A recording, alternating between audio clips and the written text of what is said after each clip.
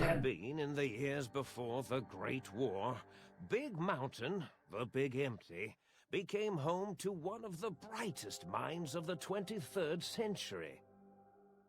The courier watched over the Big Empty for years to come, caring for it and keeping its discoveries safe until they were needed to help others. Which had always been Big Mountain's purpose.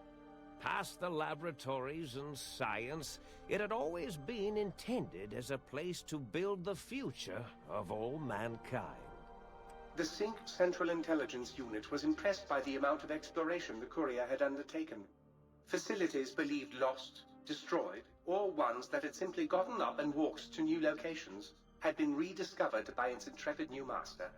Internally, the artificial personality debated as to whether it preferred the old management to the new, and concluded that the courier's thorough approach to research and investigation was admirable and worthy of its respect. Dr. Mobius continued his research undisturbed in the Forbidden Zone.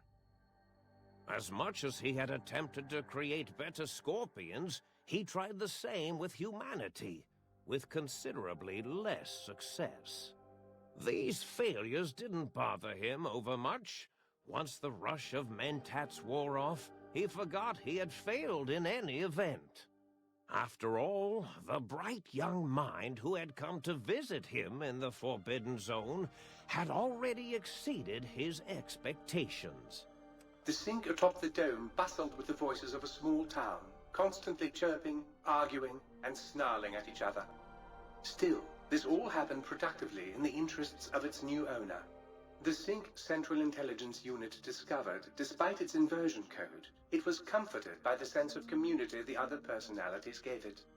The biological research station, obsessed with seeding everything in sight, requested a transfer to the X-22 Botanical Garden, so that it might, in its own words, sensually fertilize the garden's smooth contours.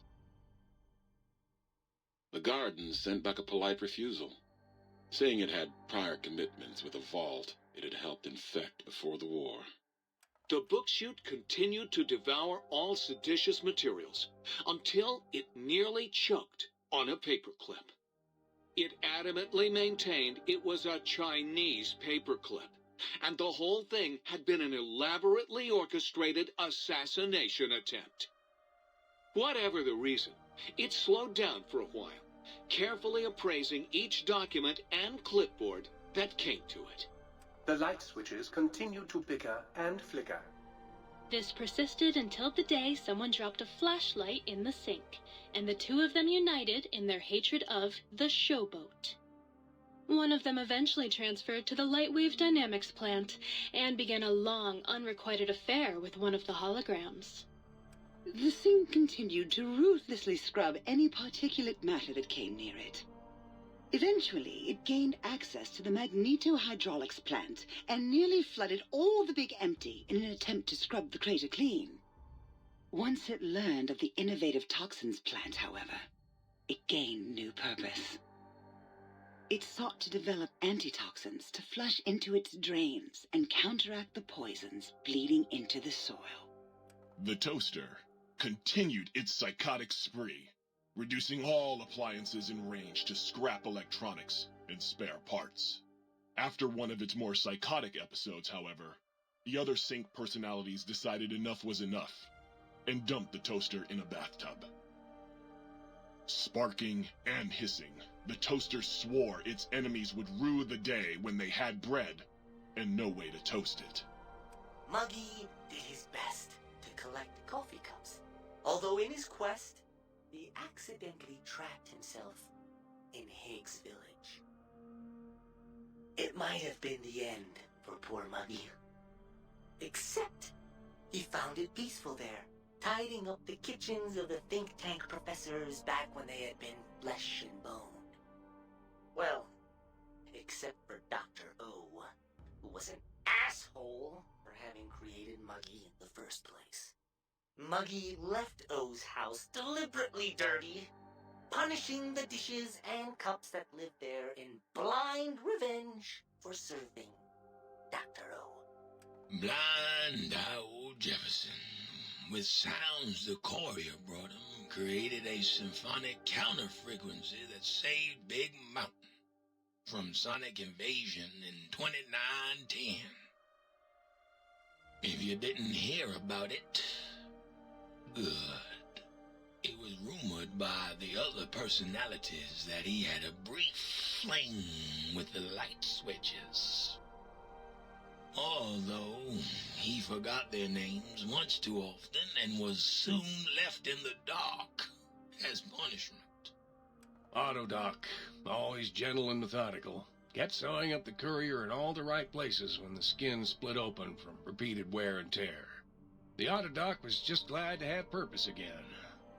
It heard its simpler brothers and sisters who got shipped to the Sierra Madre were bored out of their skulls in that toxic dead city. In time, the Autodoc found a way to deactivate the Y-17 trauma harnesses, releasing the corpses they had held prisoner for almost 200 years.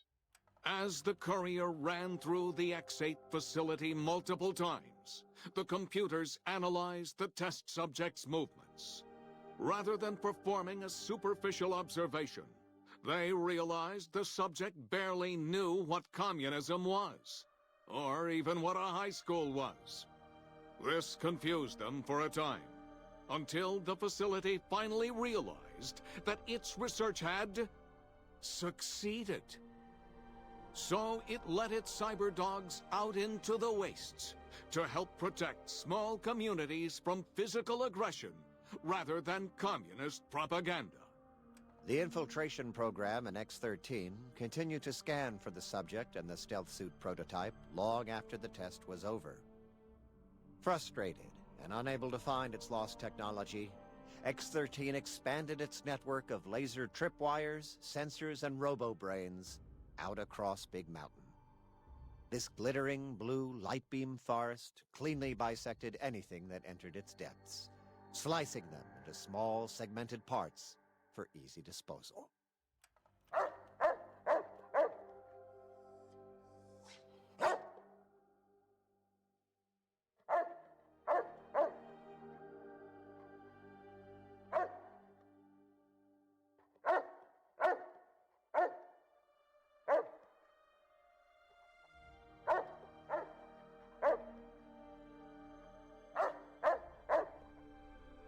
The courier, organs intact, continued onwards, a little less heavy of step, but with all the organs in the right places, as they should be. After all, brains can develop a life of their own when left to their own thoughts, and the courier's brain was more clever than most. Dr. Klein and the think tank remained alive, unaware of the world outside.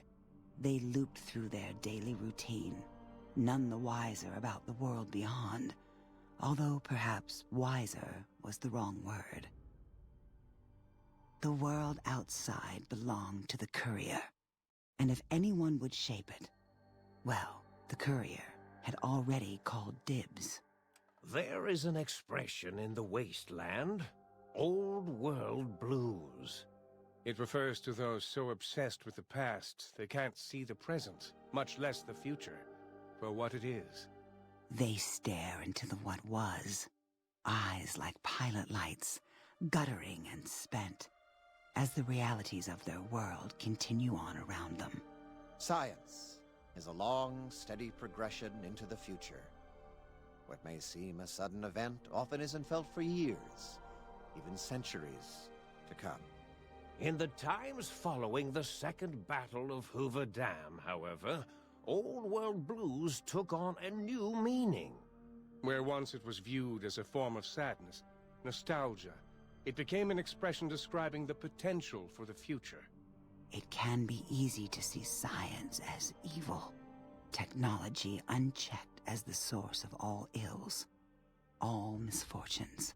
With the courier at the helm, science became a beacon for the future. There was old world blues, and new world hope. And hope ruled the day at Big Mountain. We could say more, but the stories in the Big Empty speak for themselves. Now armed with the transportal Ponder, the courier could return to the dome at any time and crack open the secrets of the Big Empty one by one. The sink sat vigilant, waiting for its master to return, shoes covered in Mojave dust. Only one road yet remained, and it was one the courier had to walk alone.